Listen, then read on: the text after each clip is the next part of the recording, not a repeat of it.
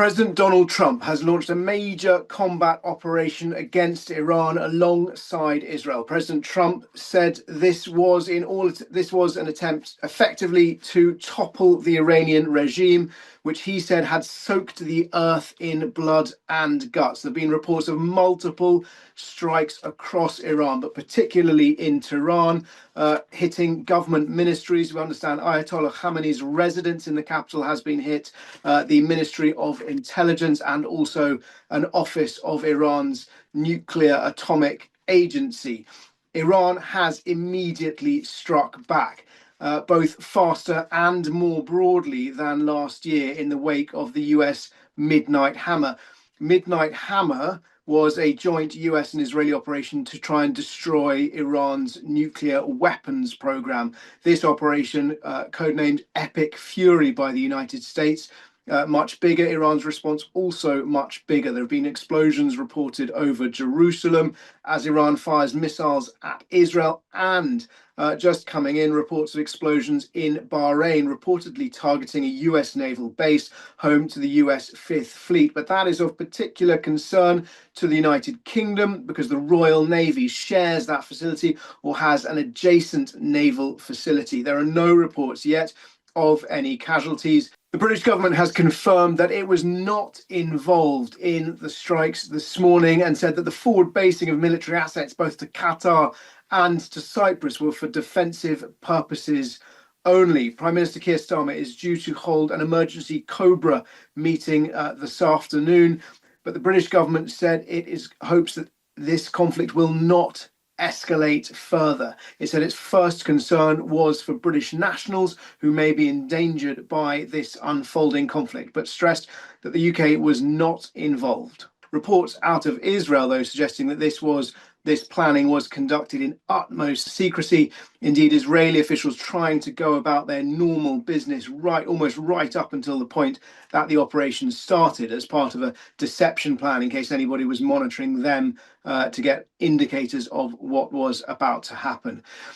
This operation has been a long time coming, a long time in the planning. Of course, US and Iranian officials have been locked in negotiations over Iran's nuclear program. But Donald Trump, as he announced the operation, listed decades of grievances between America and Iran. He talked about how the Iranian regime had for decades chanted death to America. He blamed them for the October 7th attacks perpetrated by Hamas against Israel. Hamas, long known to be heavily supported by Iran. He described the regime as the #1 state sponsor of terrorism, which killed tens of thousands of its own people during recent protests. He also effectively encouraged Iranian people to rise up and topple the regime. Now, that is going significantly further than US ambitions during the Midnight Hammer strikes. That is effectively calling for regime change, but also indicating at the same time that that's not something America is going to impose. He was calling on the Iranian people to do that for themselves. He talked about the negotiations. He said that America tried to make a deal, and he accused the regime of flip-flopping back and forth about whether or not they were prepared to surrender their nuclear weapons program. He said fundamentally, Iran can never get a nuclear bomb, and he repeated that in his presidential address in front of the American flag. Very formal address, although he was wearing a baseball cap with the letters USA, so formal and yet uniquely Trumpian in style. A short time ago, the United States military began major combat operations in Iran.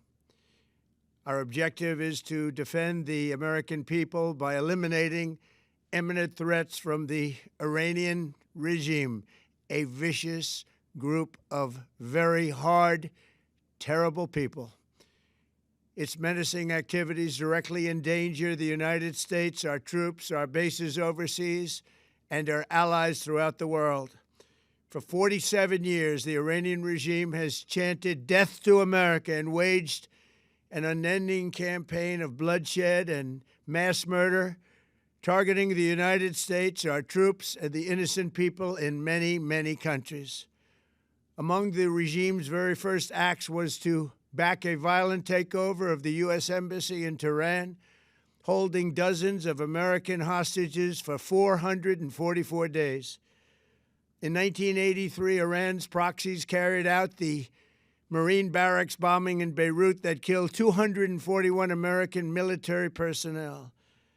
In 2000, they knew and were probably involved with the attack on the USS Cole. Many died. Iranian forces killed and maimed hundreds of American service members in Iraq. The regime's proxies have continued to launch countless attacks against American forces stationed in the Middle East in recent years, as well as U.S. naval and commercial vessels in international shipping lanes. It's been mass terror, and we're not going to put up with it any longer. From Lebanon to Yemen and Syria to Iraq, the regime has armed, trained, and funded terrorist militias that have soaked the earth with blood and guts. And it was Iran's proxy, Hamas, that launched the monstrous October 7th attacks on Israel, slaughtering more than 1,000 innocent people, including 46 Americans, while taking 12 of our citizens hostage. It was brutal, something like the world has never seen before. Iran is the world's #1 state sponsor of terror and just recently killed tens of thousands of its own citizens on the street as they protested. It has always been the policy of the United States, in particular my administration, that this terrorist regime can never have a nuclear weapon. I'll say it again, they can never have a nuclear weapon. That is why in Operation Midnight Hammer last June, we obliterated the regime's nuclear program at Fordow, Natanz, and Isfahan. After that attack, we warned them never to resume their malicious pursuit of nuclear weapons, and we sought repeatedly to make a deal. We tried. They wanted to do it. They didn't want to do it. Again, they wanted to do it. They didn't want to do it. They didn't know what was happening. They just wanted to practice evil. But Iran refused, just as it has for decades and decades. They've rejected every opportunity to renounce their nuclear ambitions, and we can't take it anymore. Instead, they attempted to rebuild their nuclear program and to continue developing long-range missiles that can now threaten our very good friends and allies in Europe, our troops stationed overseas, and could soon reach the American homeland. Just imagine how emboldened this regime would be if they ever had and actually were armed with nuclear weapons as a means to deliver their message. For these reasons, the United States military is undertaking a massive and ongoing operation to prevent this very wicked, radical dictatorship from threatening America and our core national security interests.